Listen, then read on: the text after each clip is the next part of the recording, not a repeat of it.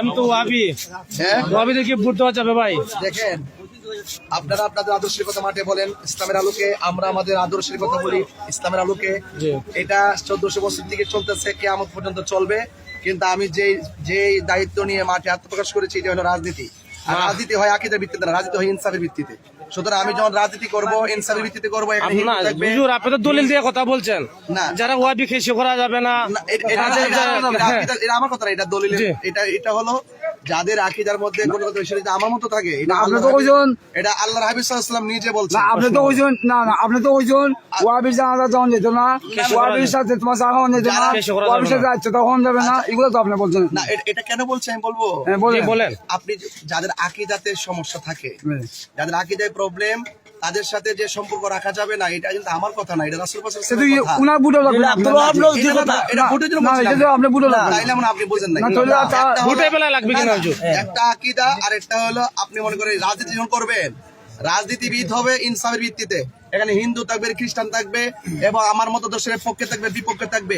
আমি যখন রাজনীতি করব, তখন আমাকে ইনসাফের ভিত্তিতে ধর্ম, বর্ণ, দল, মত নির্বিশেষে সবাইকে নিরাপত্তা দেওয়া হলো প্রতিনিধির দায়িত্ব। এই জন্য রাজনীতির ভাষার সাথে আকীদার কোনো বিষয়। আপনি নির্বাচিত হইলে আলাদা করে দিবেন? কেন আলাদা হবে? কেন আলাদা হবে? কেন আপনি তো বলছেন না না না, অবশ্যই না, এটা আপনাদের ভুল ধারণা। না, যেহেতু আপনি বলছেন মানে এগুলা করা যাবে না ওয়াবিদের সাথে, মানে আমাদের না, এটা তো এক সেকেন্ডারি হোক, উনি বলছেন উনার কথাটাই সত্য, কিন্তু আলিম মানুষ আর মিথ্যা বলছেন না। আপনি কি? আপনি কি? ধরেন আমি ওয়াবি,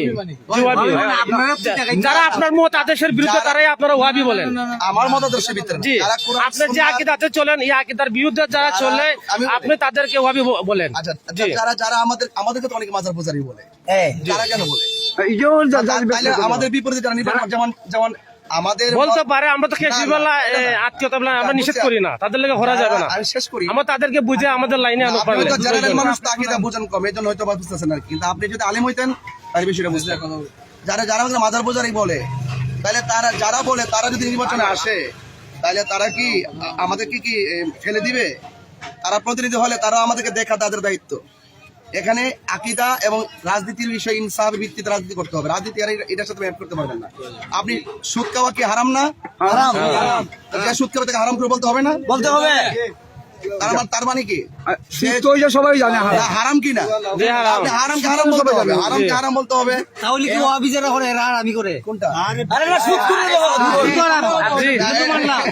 ওয়াবি তো আপনি বললে না, বুঝতে হবে ভাই। আপনারা যাবে না, যাবে না, এটা আমাদের ফ্যাক্ট না। আমি তো ওয়াজ করতে অভ্যাস, আমার ওয়াজ করতে ভালো লাগে। ধন্যবাদ। ওয়াহাবি মানে কি? ওয়াহাবি মানে হলো ইবনু আব্দুল ওয়াহাব নজদি, যে ব্যক্তি সাহাবায়ে কেরাম এবং ১,৫০০ বছর ধরে রাসূল কারীম সাল্লাল্লাহু আলাইহি ওয়াসাল্লাম সব দেশের জন্য, ইয়ামান দেশের জন্য দোয়া করলেন, কিন্তু নজদের জন্য দোয়া করেন নাই। রাসূলকে প্রশ্ন করা হয়েছে, আপনি নজদের জন্য দোয়া করলেন না কেন? তখন বলছে যে এখান থেকে একজন লোক বের হবে যে আমার দ্বীন মাযহাবের উপর অ্যাটাকিং করবে। তো যিনি অ্যাটাকিং করবে বলছিলেন, তিনি কিন্তু সে ঠিকই ওয়ান থেকে বেরিয়েছে, তার নাম হলো আব্দুল ওয়াহাব নজদি। যে ব্যক্তি রাসূলুল্লাহর বিরুদ্ধে বিভিন্ন রাসূলুল্লাহ সাল্লাল্লাহু আলাইহি ওয়াসাল্লাম তরিকতের উপর আঘাত করেছিল, সে আব্দুল ওয়াহাব নজদি। তো সে তো খারাপ কাজ করেছেন, তার বিরুদ্ধে বললে আপনার গায়ে লাগবে কেন? আপনি তো আব্দুল ওয়াহাব নজদি না, আপনার গায়ে লাগবে।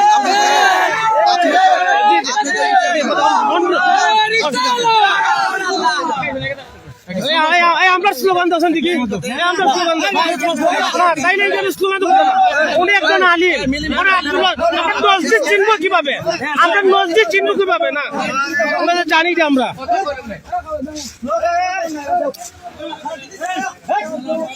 ওনার কাছে আমরা বুঝি।